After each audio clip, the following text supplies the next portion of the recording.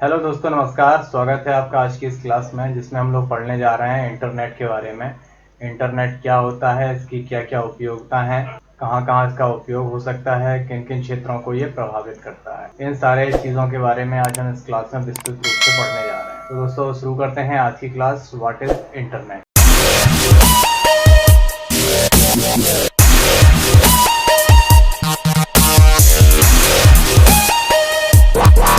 तो यहाँ पे हमें देखना है कि इंटरनेट होता क्या है। सबसे पहले जो लिखा है मैं आपको पढ़ के बता देता हूँ, फिर अब मैं आपको समझाता हूँ। इंटरनेट बहुत सारे नेटवर्क का जाल है जो पूरे वर्ल्ड के कंप्यूटर को एक दूसरे से जोड़ता है और दुनिया भर के कंप्यूटर में नेटवर्क का आदान प्रदान करता है। हम लोगों ने पिछली क्लास में नेटवर्क क्या है ये पढ़ा था।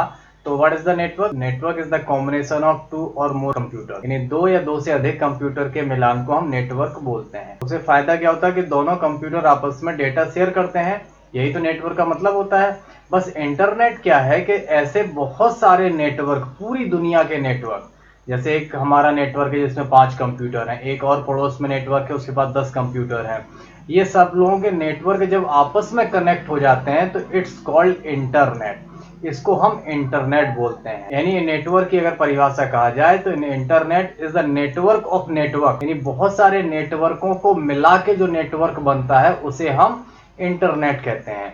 इंटरनेट में जुड़े हुए जितने भी कंप्यूटर हैं वो सभी कंप्यूटर वाले लोग आपस में, जो भी कितने भी लोग जुड़े हैं वो सब के कंप्यूटर का डेटा आपस में शेयर कर सकते हैं। इसी को बोलते हैं इंटरनेट। जैसे एक कंप्यूटर रखा हुआ है दिल्ली में, एक कंप्यूटर वाला मुंबई में है, तो वो दोनों लोग इंटरनेट के माध्यम से एक दूसरे के कंप्यूटर पे डेटा एक्सेस कर सकते हैं। That is called internet. Clear? अब आते हैं इंटरनेट की खोज किसने करी थी। तो इंटरनेट की खोज बॉब कान और बिंट सर्फ ने की थी, वो भी 1969 में। It's a question. यहाँ पे क्वेश्चन आपका तैयार हो गया कि इंटरनेट की खोज कब हुई थी और कहाँ हुई थी। अब आते हैं इंटरनेट का फुल फॉर्म क्या होता है। तो इंटरनेट का फुल फॉर्म है इंटर नेटवर्किंग, और इसे हिंदी में अंतरजाल कहा जाता है। यानी ऐसा नेटवर्क का जाल जिसमें बहुत सारे कंप्यूटर को आपस में जोड़ा जा सके। That is called internet.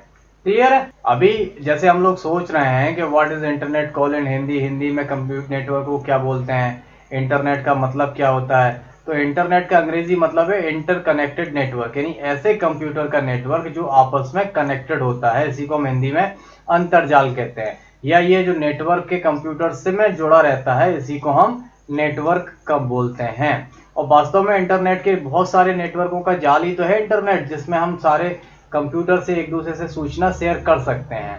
That is called internet. यानी हमारे कंप्यूटर जो नेटवर्क में जुड़े हैं वो पूरी दुनिया के किसी भी कोने में हो, लेकिन हम उनसे इंटरनेट के माध्यम से बिल्कुल अपने घर बैठे ही बात कर सकते हैं, अपनी डेटा, अपना इंफॉर्मेशन शेयर कर सकते हैं।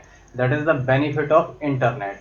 अब भारत में इंटरनेट 1989 में आ गया था, लेकिन अभी भी इंडिया के लोग इंटरनेट का इस्तेमाल बहुत कम मात्रा में करते हैं और गूगल पर भी लोग हिंदी में बहुत कम सर्च करते हैं। यानी अभी भी इंटरनेट तो यूज करते हैं बट हिंदी में सर्च नहीं करते हैं। गूगल पे सर्च करने के लिए हम लोग अभी भी इंग्लिश कीवर्ड्स का ही यूज करते हैं, क्योंकि उतना ज्यादा हिंदी फ्रेंडली अभी इंटरनेट नहीं हुआ है। यहाँ पे मैं आपको एक इमेज के माध्यम से दिखा रहा हूँ कि ये पूरी दुनिया के सारे कंप्यूटर, सारे लोग हैं जो किसी न किसी तरीके से एक दूसरे से कनेक्टेड हैं। बस दिस इज कॉल्ड इंटरनेट। अब जैसे यहाँ पे एक ये बंदा है, इस बंदे को इंफॉर्मेशन लेनी है यहाँ वाले बंदे से, तो इसका सीधा नेटवर्किंग का जाल यहाँ गया, यहाँ से ये डेटा सीधा एक्सेस करवा सकता है। भले ये इंडिया में बैठा हो और ये जापान में बैठा हो, ये इंडिया में हो इधर रूस में हो, इधर ये इंडिया में हो इधर ये चाइना में, ये पूरी दुनिया में कहीं भी हो, लेकिन एक दूसरे के साथ डेटा शेयर कर सकते हैं। That is called internet. ऐसे ही जाल होता है इंटरनेट का। यहाँ पे देखिए पूरे वर्ल्ड का मैप बना हुआ है, हर देश में अलग अलग अपने कंप्यूटर्स के नेटवर्क हैं, लेकिन सारे एक दूसरे से कनेक्टेड हैं और वो सारे एक दूसरे से डेटा शेयर कर सकते हैं। जैसे ये इंडिया हो गया तो इंडिया का डेटा इधर भी इससे शेयर हो रहा है, इधर से हो रहा है, इधर से हो रहा है, इधर भी जा रहा है, इधर भी जा रहा है, हर जगह डेटा शेयर कर सकते हैं एक दूसरे के देश से। That is called internet. Clear? समझ में आ गया कि what is the internet? Internet is the network of networks. बहुत सारे छोटे छोटे नेटवर्क, बड़े बड़े नेटवर्कों को मिला के जो नेटवर्क बनता है उसे हम इंटरनेट बोलते हैं। ओके, अब आते हैं इंटरनेट का इतिहास, हिस्ट्री जानते हैं। इंटरनेट की शुरुआत 1969 में हो चुकी थी। इसका पहली बार इसका जो नाम रखा गया था वो एस्पानेट रखा गया था। एस्पानेट के द्वारा ही इसको बनाया गया था। इसके द्वारा सीक्रेट मैसेज को एक दूसरे तक पहुंचाया जाता था। शुरू में उसका इस्तेमाल करके यूएस के 5 यूनिवर्सिटी के कंप्यूटर को आपस में कनेक्ट किया, यानी शुरुआत में जब इंटरनेट बनाया गया तो यूनाइटेड स्टेट के 5 यूनिवर्सिटी को कनेक्ट किया गया था, जिनके कंप्यूटर आपस में डेटा शेयर करते थे। सिर्फ 5 विश्वविद्यालय आपस में एक दूसरे से डेटा शेयर करते थे। बाद में 1972 तक इसमें 23 नोड यानी 23 कंप्यूटर और अलग अलग देशों के जुड़ गए थे।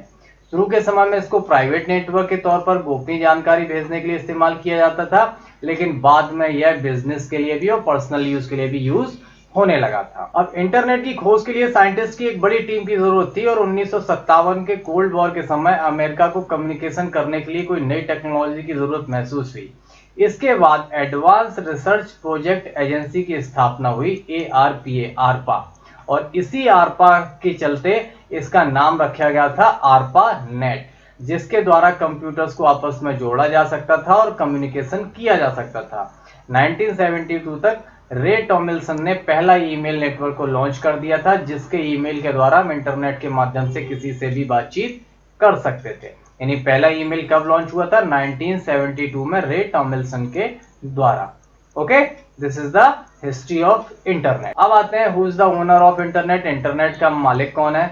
तो यहाँ पे हम आपको बता दें, इंटरनेट का कोई मालिक नहीं है। अभी हमने आपको पिछली एक वो बताई थी, एक स्लाइड दिखाया था, जैसे ये स्लाइड देख लिया। अब यहाँ पे अगर ये वाला देश अपना इंटरनेट बंद कर देता है तो बाकी देशों का इंटरनेट चालू रहेगा, ये बंद कर देता है तो बाकी का सब कुछ चालू रहेगा। इसलिए इंटरनेट के किसी की मालिकी नहीं है, लेकिन मुख्य तौर पे 5 डेटाबेस हैं जहां पर सबका डेटा स्टोर रहता है। जो डेटा होता है हमारा इंटरनेट पे वो 5 जगह हैं। जैसे एक जगह हम आपको बता देते हैं, एक जगह गूगल है, गूगल पे सबसे ज्यादा डेटा स्टोर होता है। ऐसे 4-5 जगह हैं जहाँ पे मेन डेटा हम लोगों का स्टोर होता है। इंटरनेट जो लोग चलाते हैं वो 5-6 लोग कौन होते हैं, कौन सी कंपनियां हैं, ये किसी को पता नहीं होती, बहुत सीक्रेट होता है।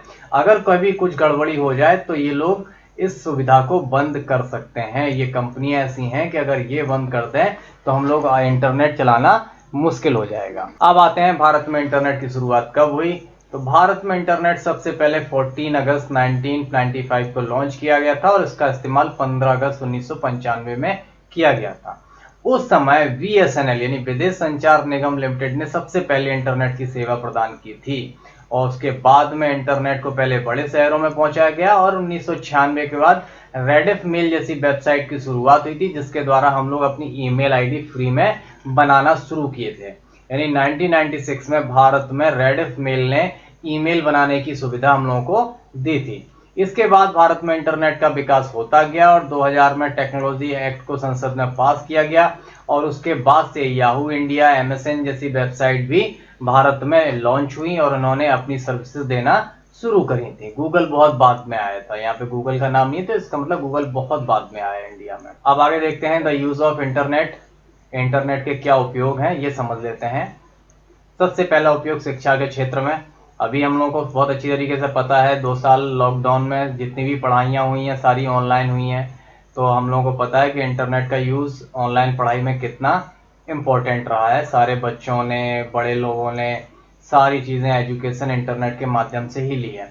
आप लोग ये क्लास देख रहे हैं तो वो भी इंटरनेट के माध्यम से ही देख रहे हैं, तो इससे हम समझ सकते हैं कि बिना इंटरनेट के आजकल एजुकेशन भी पॉसिबल नहीं है। ओके, अगला है बैंकिंग के क्षेत्र में। अब लोग बैंक जाना कम पसंद करते हैं, क्यों?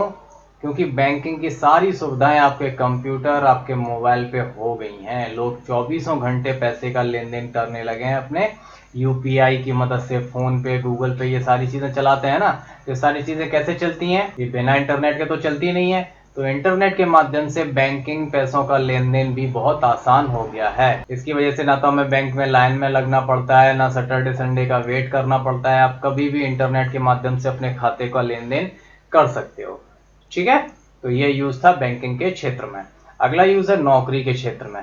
जब से ये लॉकडाउन लगा है तब से आजकल वर्क फ्रॉम होम चल रहा है। आप लोगों ने सुना होगा वर्क फ्रॉम होम, यानी कंपनियों ने सुरक्षा की दृष्टि से अपने एम्प्लॉय को घर बैठे काम करने की सुविधा दे दी है। यहाँ तक कि मेरी नज़र में तो ऐसे लोग हैं कि उनको आज 1 साल हो गया लेकिन वो आज तक कंपनी के ऑफिस का शक्ल नहीं देखे हैं। उनका इंटरव्यू ऑनलाइन हो गया, उनकी ज्वाइनिंग ऑनलाइन हो गई और वो काम भी ऑनलाइन अपने घर बैठे कर रहे हैं।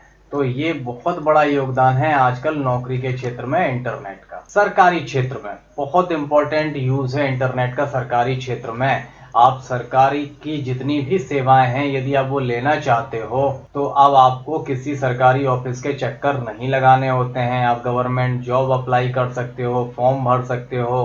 आप अपने तहसील ब्लॉक लेवल की सारी सेवाएं, income certificate, domicile certificate, medical से रिलेटेड हेल्प, पासपोर्ट बनवाना, ये सारी इंफॉर्मेशन आप इंटरनेट के माध्यम से भी यूज कर सकते हो। यानी सरकार ने अपनी ज़्यादा से ज़्यादा सुविधाएं भी इंटरनेट के माध्यम से देना शुरू कर दी हैं कि लोगों को अब ऑफिसों के चक्कर, सरकारी दफ्तरों के चक्कर न लगाने पड़े। तो this is the use of internet in a government sector. हाँ, अब देखते हैं इंटरनेट की हानि क्या है। भाई ये बिल्कुल स्वाभाविक चीज है कि जिस चीज के फायदे होते हैं उस चीज की नुकसान भी होते हैं। अब इंटरनेट से नुकसान क्या है कि इंटरनेट के द्वारा बहुत से बच्चे गलत चीज़ों को जाने अनजाने में कर बैठते हैं। जैसे कई बार वो लोग गलत वेबसाइट पर पहुंचकर ऐसी इंफॉर्मेशन शेयर कर देते हैं जिससे उनको फाइनेंशियल नुकसान उठाना पड़ सकता है। अभी अगर इंटरनेट की जानकारी नहीं है किसी को तो वो इंटरनेट पे किसी भी चीज़ को क्लिक कर देगा, कहीं पे कोई भी इंफॉर्मेशन मांगी है वो दे देगा।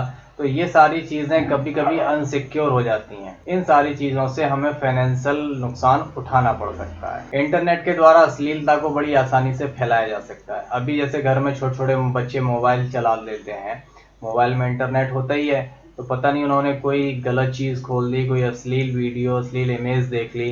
तो ये सारी चीज़ें मानसिक रूप से बच्चों के ऊपर गलत प्रभाव डालते हैं। इंटरनेट पे इसका कोई उपाय नहीं है, कोई रोक टोक नहीं है। तो this is the disadvantage of internet. अगला है इंटरनेट की मदद से नेगेटिविटी बहुत तेजी से फैलाई जा सकती है। भैया हमें ये तो पता है कि अगर हमें किसी अपने रिलेटिव को कोई मैसेज भेजना है तो हम व्हाट्सएप के माध्यम से उसे 1 मिनट में मैसेज भेज सकते हैं। बस इसी तरीके से अगर कोई गलत चीज भी शेयर करनी है तो भी इंटरनेट के माध्यम से बड़ी जल्दी शेयर हो जाती है। तो इस पे भी हम रोक नहीं लगा सकते हैं। अगर हम सही चीजें भी फैला सकते हैं तो इंटरनेट से वो गलत चीजें भी बड़ी जल्दी फैलती हैं। तो ये भी नुकसान है कि कोई र्यूमर है, कोई अफवाह है तो इंटरनेट पे बड़ी तेजी से वायरल हो जाती है। ये भी थोड़े नुकसान है इंटरनेट के। इंटरनेट के द्वारा लोगों से ठगी आसानी से की जा सकती है। आजकल लोग डकैत नहीं बनते हैं, वो इंटरनेट के माध्यम से झूठे झूठे विज्ञापन दिखा के, आपको कॉल करके, आपके अकाउंट का आईडी पासवर्ड पूछ के आपके खाते से पैसे निकाल लेते हैं। ठीक है, आपके खाते की जानकारी चुरा लेते हैं। आप लोग गूगल, फेसबुक, व्हाट्सएप पे अपने सारा डेटा डालते हैं ना, कंपनियां उस डेटा को चुरा के बेच लेती हैं। पता चलेगा आपके पास कंपनियों से कॉल आने लगे, आपकी ईमेल आईडी, आपके व्हाट्सएप पे एडवर्टाइजिंग आने लगी। तो ये सब क्या होता है? ये डेटा चोरी होती है।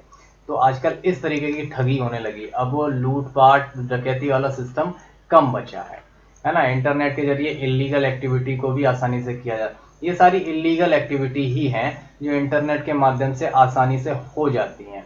तो ये कुछ नुकसान हैं जो सिर्फ अवेयरनेस से ही दूर हो सकते हैं। अगर आपको जानकारी है इंटरनेट के बारे में, आप अच्छी तरीके से चीज़ों को देख के क्लिक करते हैं, अननोन चीज़ पे एक्सेस नहीं करते हैं, तो आप इंटरनेट के ये सारी चीज़ों से बच सकते हैं।